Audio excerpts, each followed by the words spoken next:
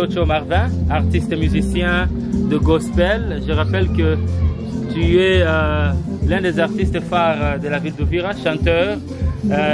Aujourd'hui, tu es à la 4e édition de Ulimwija. Ulimwija, l'album, 3e édition. Moitab te dit Caribou. Merci.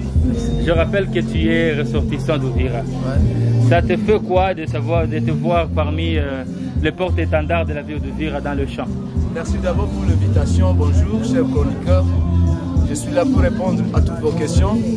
D'abord, premièrement, je bénis Dieu pour tout ce que je suis. On a longtemps servi cette ville dans la mission gospel.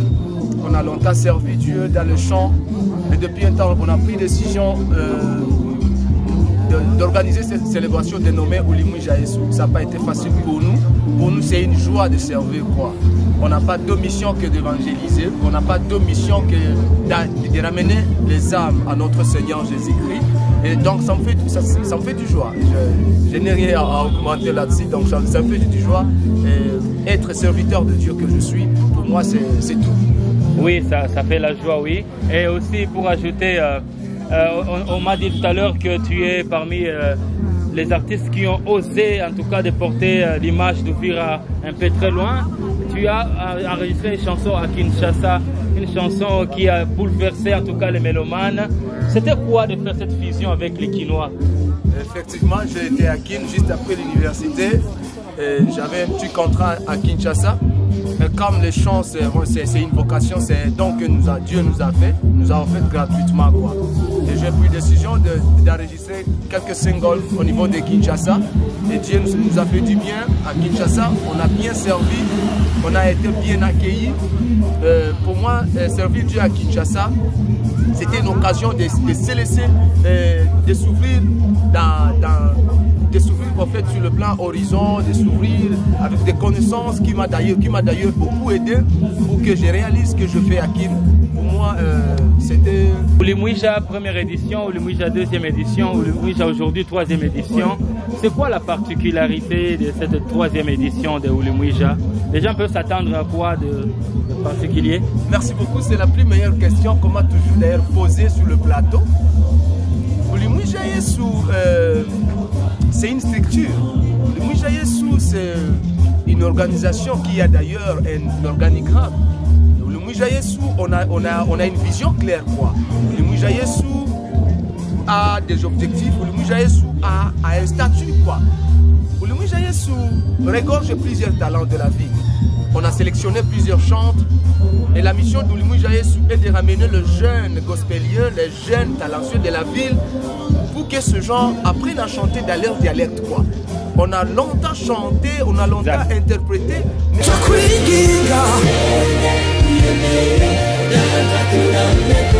Et on voudrait faire d'Ulimwija Yesu un label où les artistes vont chanter dans leur dialecte, dans leur langue locale, quoi. Je pense que c'est la toute première particularité de Ulimwija Yesu. Ulimwija Yesu a aussi cette vision de ramener le gens à mieux comprendre leur langue. Il est inadmissible pour moi d'avoir quelqu'un de 20 ans, quelqu'un qui se dit artiste, qui est capable de chanter dans sa langue maternelle. Ah oui. Moi, ça m'a beaucoup touché. Depuis des années, je me disais que j'allais matérialiser ça. Et gloire au Seigneur, comme je suis déjà à la 3e édition. Et je pense qu'avec Dieu, on fera encore des exploits. Merci.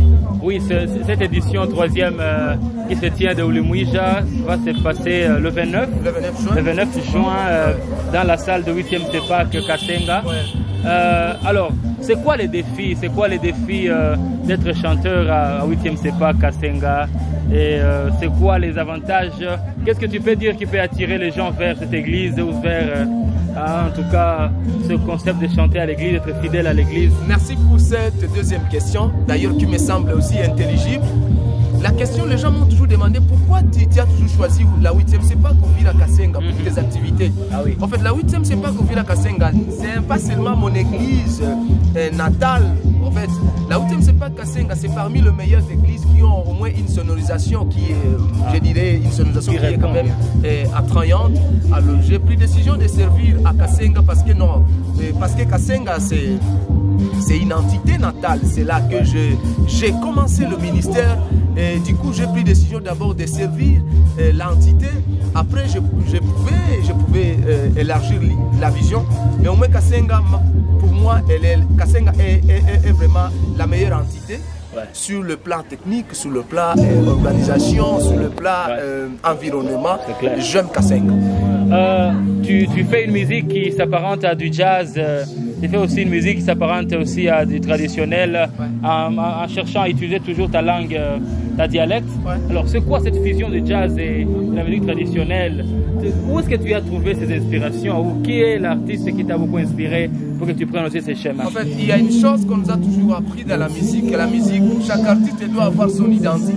Il faut avoir une marque dans la musique.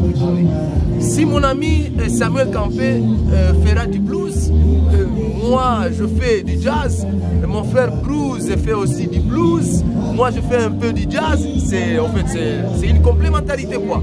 En fait, j'ai pris une décision de faire les gospels dans ma dialecte, avec le style jazz. C'est pas un jeu du hasard, c'est pas vraiment un truc qui m'est venu d'une manière au hasard comme ça. Non, j'ai eu le temps d'analyser, la ville, j'ai eu le temps d'analyser ceux qui m'ont précédé dans le ministère, j'ai eu le temps de sillonner le pays, j'ai eu le temps de côtoyer ceux qui m'ont un peu... c'est qui m'ont supérieur quoi. J'ai pris décision de servir dans cet angle pour que j'amène aussi ma petite contribution, parce que la musique c'est juste une contribution. Ceux qui ont commencé avant nous, ils sont partis, nous on va le faire, nous allons partir. Et ceux qui viendront après nous, ils feront aussi mieux peut-être plus que nous. Et donc j'ai pris décision de faire cela, juste pour égayer la cité. Je pense que j'ai mieux répondu à la question. J'aimerais qu'on fasse un petit exercice. Hein. Je vais dire ça en Kiswahili que tu interprètes dans ta langue. Ouais. Karibu sana au concert au Limouija le 29 juin.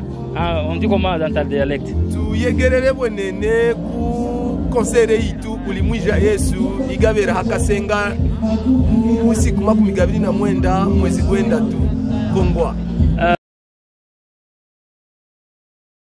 Je voulais savoir, est-ce que le prix, c'est comment le droit d'entrée pour le concert au Limouija? Chez nous à la CEPAC, c'est toujours gratuit.